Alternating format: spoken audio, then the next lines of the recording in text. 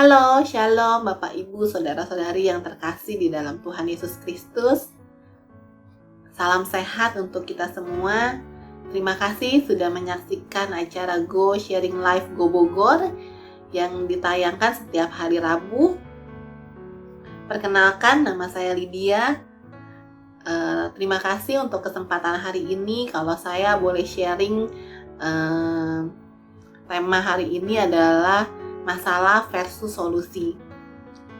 Bapak Ibu, saudara-saudari yang terkasih di dalam Tuhan, mungkin sering banget mendengar pepatah sudah jatuh tertimpa tangga.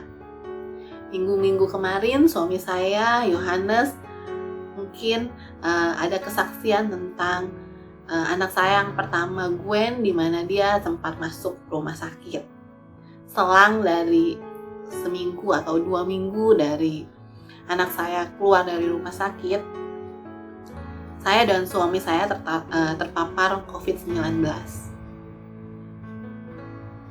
Bapak Ibu, saudara-saudari yang terkasih, sempat mungkin merasakan seperti saya ya.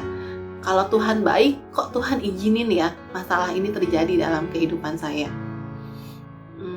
Saya teringat satu ayat, 1 Yakobus 1 ayat 17. Saya bacakan, setiap pemberian yang baik dan setiap anugerah yang sempurna datangnya dari atas, diturunkan dari Bapa segala terang, padanya tidak ada perubahan atau bayangan karena pertukaran. Bapak Ibu, saudara-saudari yang terkasih di dalam Tuhan, saya percaya kalau segala sesuatu yang baik itu datangnya dari Tuhan. Tetapi yang tidak baik itu bukan dari Tuhan.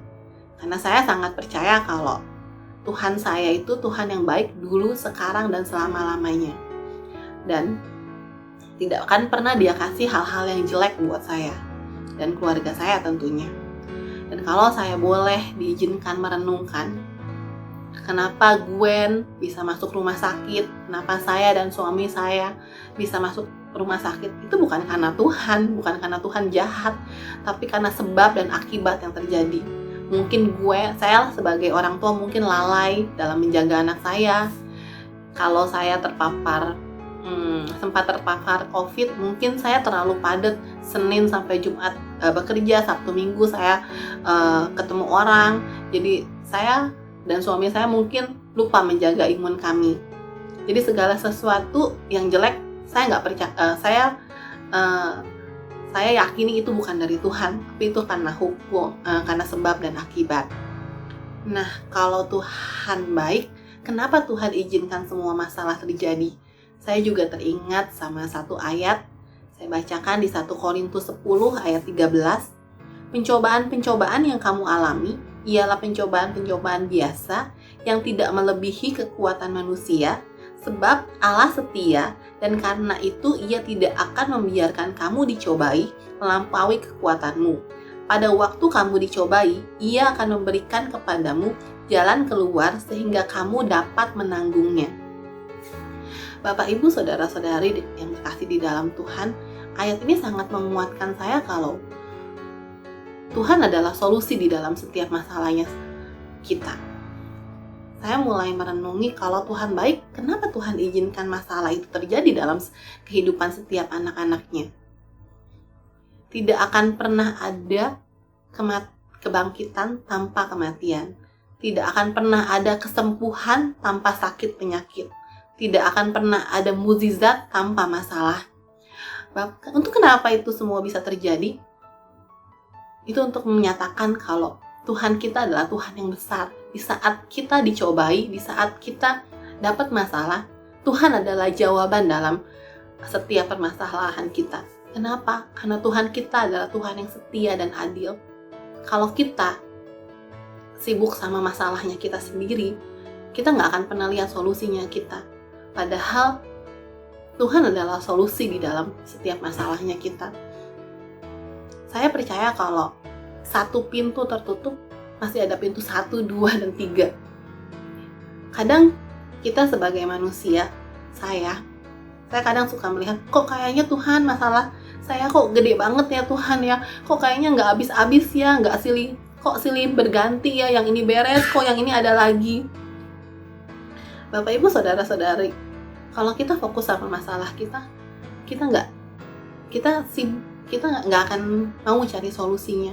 Padahal di luar sana banyak banget orang-orang yang hidupnya masalahnya jauh lebih besar daripada kita, tapi dia bisa bertahan. Salah satunya saya belajar dari ada pasangan suami istri misionaris. Saya dan suami saya seneng banget ngikutin dia. Kami juga kenal, kami juga pernah beberapa kali ketemu. Mereka juga sama seperti kami, mereka terpapar COVID. Tapi luar biasanya tante ini, di saat suaminya sakit dan dia sakit, dia masih bisa menginjili, dia masih bisa ngedoain orang-orang di ruangannya dia, padahal suaminya masih di HCU. Dan dia masih tetap bisa bilang Tuhan baik, gak ada alasan dia untuk mengeluh. Dan saya melihat luar biasa banget orang ini gitu. Dan saya belajar, masalah saya gak ada apa-apanya mungkin sama orang-orang di luar sana. Saya juga belajar dari satu teman baik saya. Kehidupan dia berubah ketika papahnya meninggal. Semua berubah. Kalau mungkin terjun payung bisa dibilang. Tapi saya lihat teman saya tetap bertahan. Apapun masalahnya, selama kita mau bertahan, saya percaya Tuhan adalah solusi di dalam masalah kita. Kita semua tahu tujuan hidup kita apa, Bapak, Ibu, Saudara-saudari sekalian. Tujuan hidup kita adalah finishing well. Mari kita belajar untuk tidak fokus dengan masalah kita, tetapi kita boleh belajar fokus dengan solusinya. Dan biarlah Tuhan yang menjadi jawaban di dalam setiap masalah kita. Apapun masalah kita harus belajar bertahan dan selalu bersyukur.